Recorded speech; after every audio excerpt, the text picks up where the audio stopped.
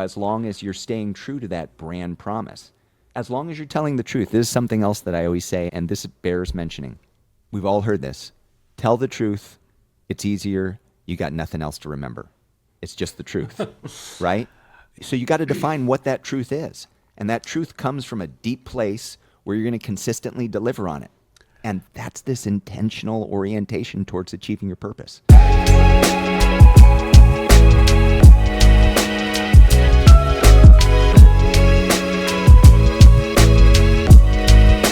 Welcome to the MarTech Podcast. I'm your host, Benjamin Shapiro, and today we're going to discuss purpose-based brand strategy. Joining me is Jeff Nelder, who is the Chief Purpose Officer at Employer-Funded Financial Aid, Inc., better known as EFFA, which is a groundbreaking platform that transforms collegiate talent acquisition by reducing turnover and risk by optimizing hiring decisions through milestone-based scholarships.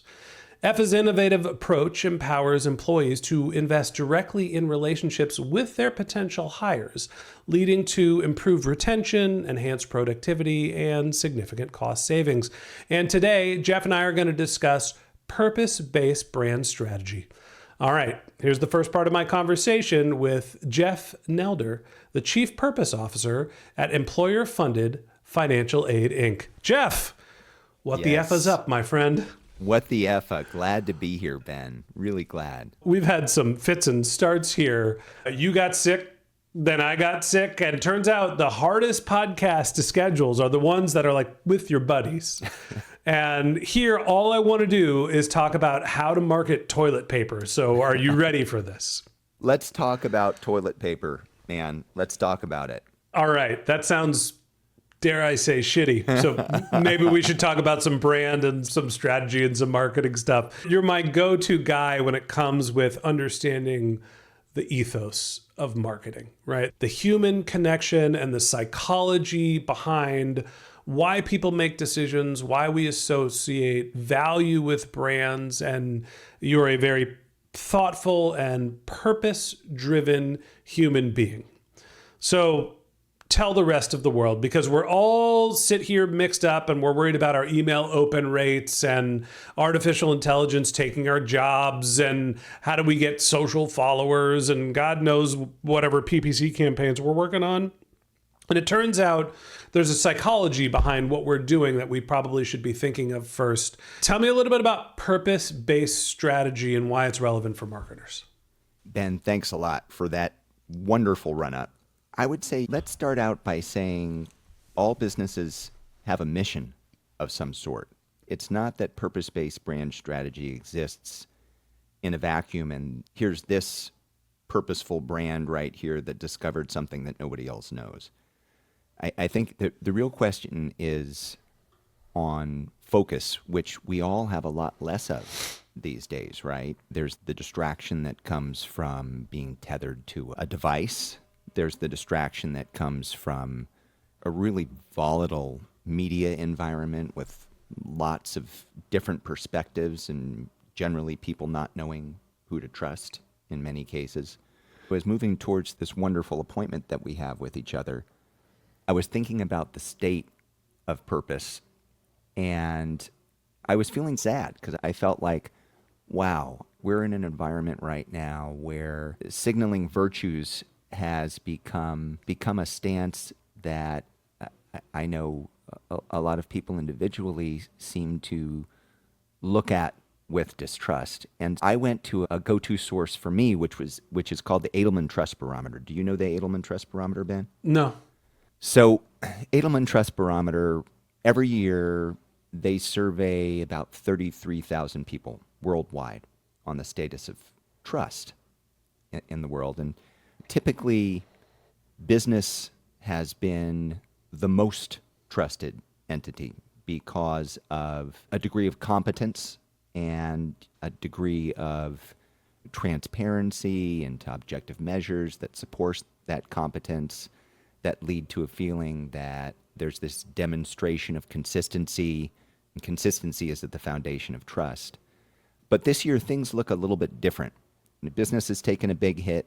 Media's trust is at an all-time low. Governments, people don't trust the government, that's at an all-time low. And it's because people are aggrieved.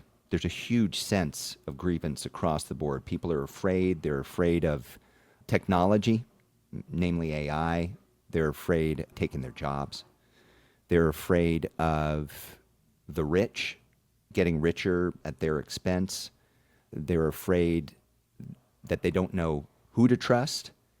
And when I think about that, I think, wow, on first blush, that's a lousy situation for continuing to prove that purpose-based brands do better, which has been the historical context, right? It seems really sad. I can see you want to ask me a question. Jump in, because this is rich.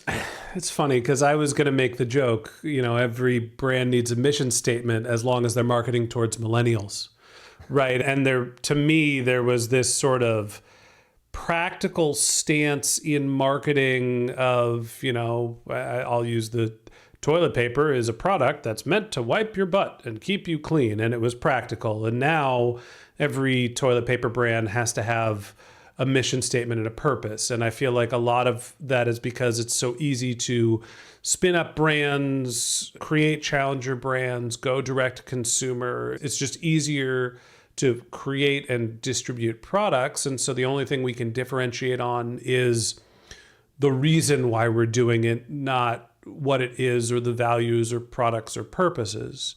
You have a different take here. So give me your definition of purpose-based branding. And I just want to go over like where you're coming from when it starts with the reason why a brand needs a purpose. Every brand has a purpose, and it's a question of focus, whether or not they actually crystallize their purpose. And taking your toilet paper example, if a brand can create value in your life, do it ethically and consistently, that's a brand that you trust. We all probably have a favorite toilet paper brand that we use, right? We trust that brand to do something for us, and that creates a relationship. Now, it doesn't have to be toilet paper. It could be just about anything that creates a relationship with you as a value-generating, consistent, trusted participant in your life. And if you can surround yourself with entities that you trust, that generate value for you consistently, that you feel like you have a relationship with, then your life becomes better. And in my opinion, every brand wants to become the one to trust, and that's where it starts with. Purpose-based brand says, the brand I'm working for now. So we sat down at Employer Funded Financial Aid, and we said, what is it that we're here to do? And I'm not going to plug the company. I'm just going to say very near to me the process that I went through. Sure. And we were here because U.S. student debt was so high. We were all parents, and it concerned us. And we said, we want to reduce U.S. student debt. And we had a mechanism to create that value, to reduce U.S. student debt. Somebody has to benefit. That's a whole other story, but because the customer has to benefit from what you're doing. But U.S. student debt, wow, at the time when we started building our solution, it was $1.77 trillion.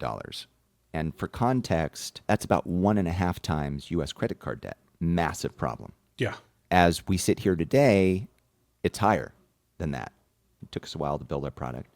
It is now, most current report that I've seen, it's now 2.18 trillion, which, to give you context, is more than U.S. credit card debt and auto debt combined. So it's also how much I still owe for my remaining mortgage. Right. There's lots of problems with debt. Nobody likes debt. It's a good purpose to have. But for us, if your purpose is to reduce U.S. student debt, it's hard to argue with that. And then if you can start showing traction with that and actually creating progress against that and do it in an ethical way, a lot of people are going to say, wow, I trust that brand to create a certain value for me, and I want that brand in my life. And every brand, potentially, including the toilet paper brands, has that opportunity. So purpose-based brand strategy means that you start by saying, what's this higher order of value that I am here to create in the lives of my stakeholders? Give me an example here, and I want to use the toilet paper example, and I'll just say that word of mouth is the most powerful form of marketing known to man. When we were talking about toilet paper in our pre-planning meeting, I switched our family's toilet paper based on your recommendation. Northern, am I correct? You're a Northern guy? All right, I'm glad we got that out there. I think of toilet paper as a commodity, right? Not something that has to be purpose driven, right? I think of Liquid Death as a purpose driven brand, right? It's trying to do something pithy to make drinking water cool. But toilet paper, I don't really care what the purpose is. But you seem to think that the toilet paper brands are all purpose driven. Walk me through what the purpose of the brand behind the toilet paper and how does that work in your head? I guess I wouldn't say that every brand is purpose driven, but every brand can be purpose driven, and every brand has a purpose. And there's a difference, right? Purpose driven means that you have something that continually drives you. You have to know what the promise is that you're making to the market in order for it to continually drive you. In order to know it, you have to define it. And purpose-based marketing, purpose-driven marketing comes from a place of being intentional and figuring out what your higher order purpose is. Now, you could say, and I think a lot of the issues with trust in the U.S. today spring from this, you could say that in counterpoint to every brand has a value to create for you as a stakeholder, you could also say every business is just in business to make money. None of this other stuff matters. It's all...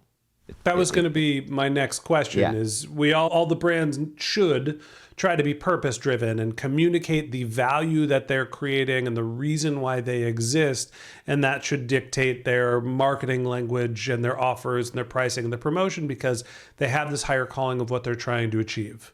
But fundamentally, isn't the purpose of a company to generate profit? Isn't that we live in a capitalist society here in the United States? Isn't that the purpose for everyone? I would say the purpose of the brand, the purpose of the company, the purpose of the organization of people who are creating on behalf of the brand every day is to create a certain value, and money follows that.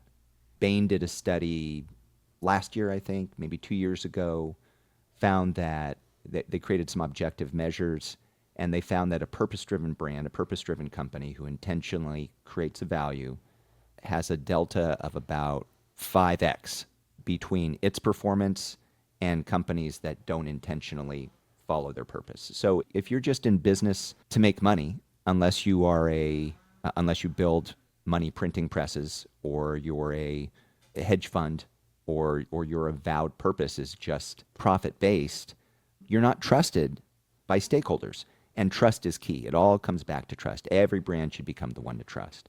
So if I'm an investment firm and my purpose is to generate superior returns, and I do that ethically, my stakeholders will say, oh, I trust that brand. It does what it says. It does what it looks like it should be doing, and it does it ethically. If my purpose is to create cleaning products that don't hurt the environment, if the purpose of my company, like a seventh generation, is to protect the environment in some way, which I would say arguably seventh generation's purpose, as in a very plain spoken way, that's how people think of seventh generation. And if my purpose is to protect the environment and I create products that protect the environment, that clean really well without harming the environment, then people will trust me to do that. If my purpose is to organize the world's information and do no harm, and I make an announcement that I'm going to lay off 25,000 people because that division isn't making enough money for me, then my brand is going to take a huge purpose hit, a huge trust hit. Likely because people will say, oh, that brand is demonstrating that its purpose is to make money because instead of doing no harm in the lives of 25,000 people, which is significant, it's saying you're not making enough money for me, so you're out of here, even though that brand is making a lot of money overall.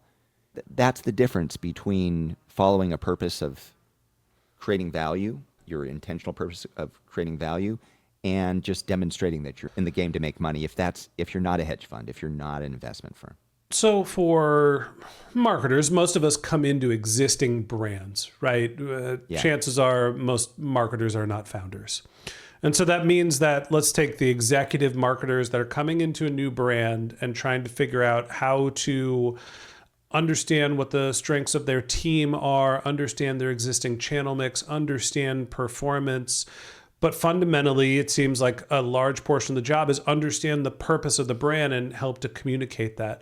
What's the way that you figure out what a brand's purpose is and then make sure that all of your marketing activities are aligned towards that purpose, but also are still the most effective marketing tactics you can have? At base, intentionality drives this sort of an initiative. So you have to get everybody bought into an intention to define purpose, to define mission, to define elements like vision and values and positioning, which are all core to any sort of sophisticated brand strategy. The way into this, for me, has usually, when I was a consultant, was usually get a group of decision makers in the company, founders, board members, the C-suite, and get them to start defining what their sense of the company's purpose is, what their sense of the company's mission and vision and values and positioning is. And not everybody knows how to articulate that stuff. So I always broke it down. I said, okay, the key thing here is to start with purpose. The definition of purpose in a very crass sense is that I am here to create some value. So I would always ask people, I would isolate them so groupthink didn't happen. And I would say, I want you to tell me what higher order of value you believe this company was founded to create. This company was founded, like in Apple's case, to create beautiful design that works, which I don't know if that's the case anymore. But let's say you sat down with the leadership and people said a variety of things that amounted to beautiful design that works. They all say it in different ways. You get them together. You take the purpose statements. And my method was always, I take the purpose statements that people craft when I'm asking them just to say what they really believe without getting hung up on looking good or looking good in front of anybody. And I put everybody's articulation together and I throw it up on a wall and everybody votes. They vote, and the way I did it was I said, okay, order these 1 to X, 1 to 5. I have 5 people in the room. The lowest score wins, like in golf. And there would always be one that won. And because everybody voted anonymously and came up with it anonymously, groupthink didn't happen, intimidation by whoever the biggest dog in the room didn't happen. And everybody could discuss this stuff without any ego. Now, you can also scale this method where you start out with a small group and you establish some sort of a lexicon for purpose, and then you go out and you test that with other stakeholder groups, and you come back and you hone it until you actually get to a purpose statement everybody wants to buy into, that they all feel like they can articulate and get behind with a sense of authenticity. You start out with purpose, which is I am here to do this, and then you build on that. Usually I go next into the mission, right? Mission, if I think about what mission is, we marshal these key resources for these groups in order to some variety of this, in order to achieve our purpose. Give me a specific example. You were using Apple before, but you've got a purpose, inspired design or functional design. I'll use EFA. EFA. So EFA, we realized our purpose was to reduce U.S. student debt, but we have multiple stakeholders, key stakeholders. So we have students. We're reducing U.S. student debt for students, right? That benefits students. We're reducing U.S. student debt certainly for employers stand to benefit because higher debt means that your employees are more likely to be looking for another job while they're in the current job. And employers are bleeding talent, right? The Gen Z is much maligned, and I don't want to malign Gen Z because I think there's a lot of reasons why Gen Z shows up differently in the workplace right now.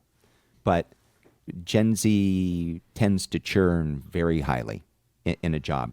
The entry level gets into a job, and estimates as high as 40% within year one are out the door. And it takes 6 months for somebody to become productive in a job.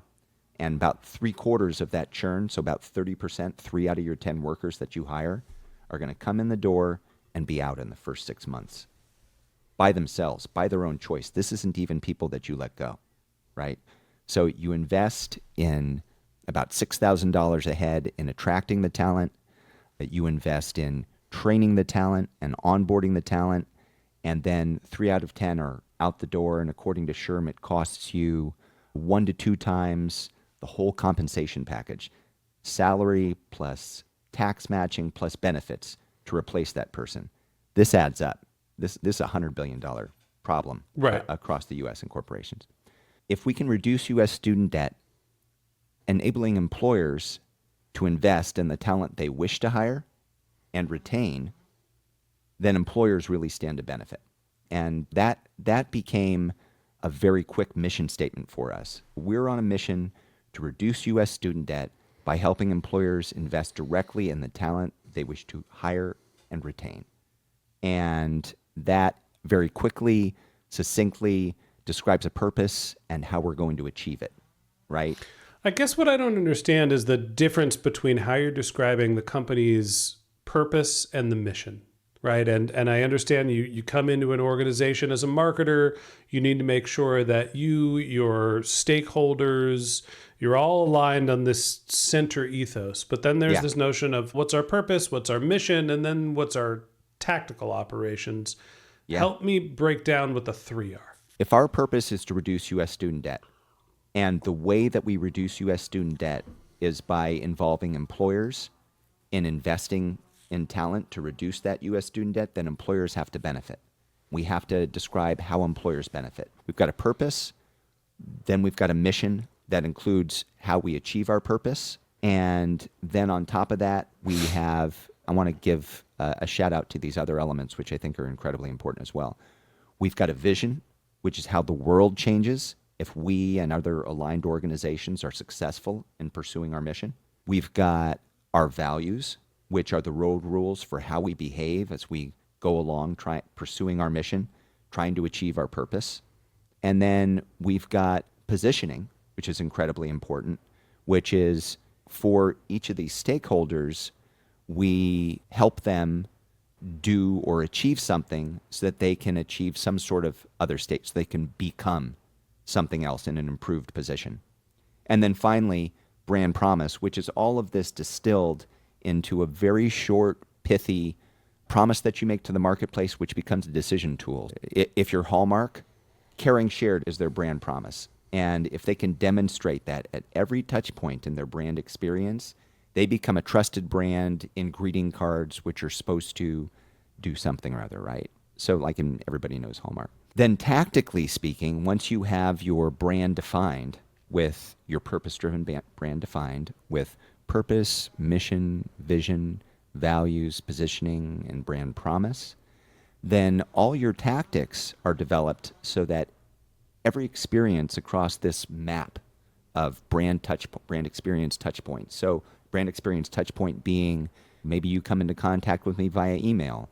Maybe you come into contact with me via my contract between you and I. Maybe you come into contact with me via the news about me vis-a-vis, how I interact with regulators. It's not just the marketing channels. It's any touch point that one of your stakeholders might come into contact with you. You tactically orient yourself so that you can deliver on that brand promise across all of those touch points, which sounds miserable and complex, and it is complex, but it's not miserable as long as you're telling the truth, as long as you're staying true to that brand promise. As long as you're telling the truth. This is something else that I always say, and this bears mentioning. We've all heard this. Tell the truth. It's easier. You got nothing else to remember. It's just the truth, right? So you got to define what that truth is. And that truth comes from a deep place where you're going to consistently deliver on it. And that's this intentional orientation towards achieving your purpose. It seems like it's the way the world should be, right? We should all, as marketers, as honestly, like corporate citizens, as world citizens, as people, have a sense of purpose and have our purpose drive our mission and have our mission dictate our values and have our values dictate our tactics and have our tactics reflect our purpose. And it sounds, as you lay it out, like a linear process of you go from one to the next. But it seems like almost every brand struggles with this definition of purpose and then the articulation of it to the marketplace, because we're all trying all sorts of different operational tactics. We're all trying to get visibility and awareness. And I think of the metrics like, as a marketer, What I think starts to drive the business results are things like reach and frequency and depth of message and conversion rates, as opposed to like, but did it come from the heart?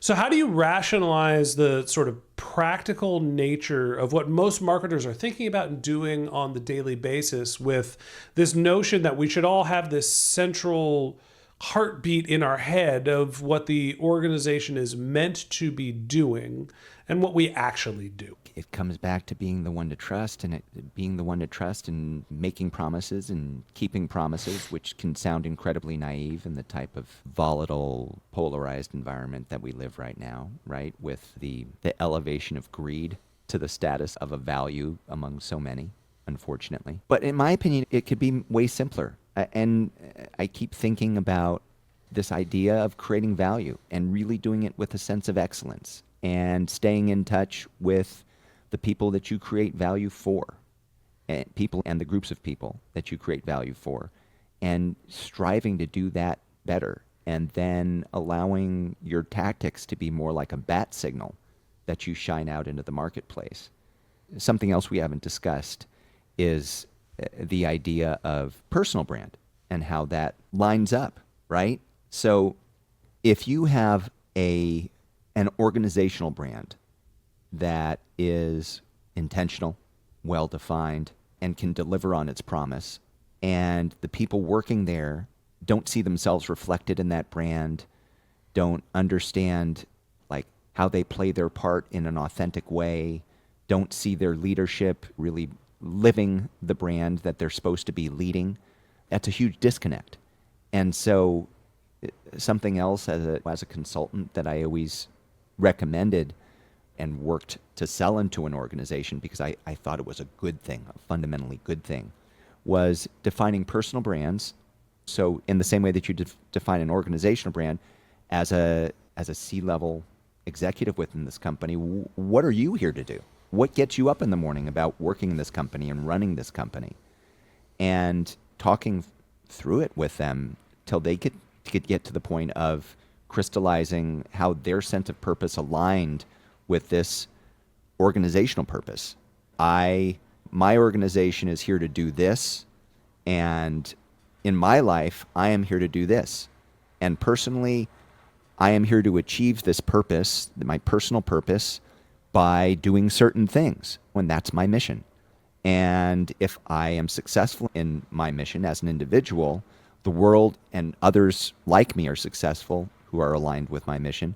The world will change in this way. If you can go deep within an organization and facilitate the ability of the leadership to line up behind that organization's purpose in an authentic way, and I say authenticity because it's incredibly important. Authenticity is projecting the truth to you, and we'll come back to the same adage, which is telling the truth is easier because you don't have to remember anything, right? Authenticity winds up coming out. And if you're not telling the truth, that winds up coming out too. And you wind up with creating a trust issue for your brand because people don't trust the leadership of the brand, and then they start distrusting the brand. But if the leadership starts by determining how their own sense of purpose and mission lines up with the organization's sense of purpose and mission, and the organization is continually striving to deliver excellent value and fulfilling on their promise in a way that people trust because it's consistent, then the people working there who are looking to their leadership for what? Leadership, actually, right? Then the people working there start seeing how their sense of purpose lines up with that bat signal. And then all of a sudden you have an organization like REI, Opt Outside, where REI is a co-op, but it's a great example because they came up with Opt Outside. Seemed counterintuitive that on Black Friday, a brand that was a retail brand would say, don't come and shop here, get out. But it was consistent. It was trustworthy. It was truthful. It was delivering on their promise. It lined up with creating a level of excellence in the value of facilitating outdoor adventure. And you know what happened? Profits followed purpose. Right? And that's typically how it works. So you could say it's super complex, but when you're behaving authentically and you don't have to lie because you don't have anything to remember and just doing the best you can and in the views of your stakeholders, doing it with excellence, you're a purpose-driven brand. I fundamentally believe in purpose-driven brands. And it's a really hard topic to wrap your head around as a marketer. We have to be very tactical, right? We have to be thinking about what is happening in the marketplace to try to figure out how to stand out. But fundamentally, the brands that have the longest staying power, that have the biggest impact on the world, are ones that have an understanding of who they are and of what they want to be as they continue to evolve. Jeff, I want to thank you. And honestly, this is a different episode than what we normally have on the MarTech podcast, right? We're normally talking very tactically. We're normally talking about our operational tactics. This is a chance for us to step back and stop and say, hey, every once in a while, we need to have a check-in with ourselves to understand why we're doing what we're doing. And you've always been a great reference point for me to stop and think about my purpose, about the purpose of creating content, about the purpose of supporting the brands that we support. And I think that understanding of how to think about being a purpose-driven brand, it might sound fluffy to some people, and I don't have time for that. We're busy doing other stuff.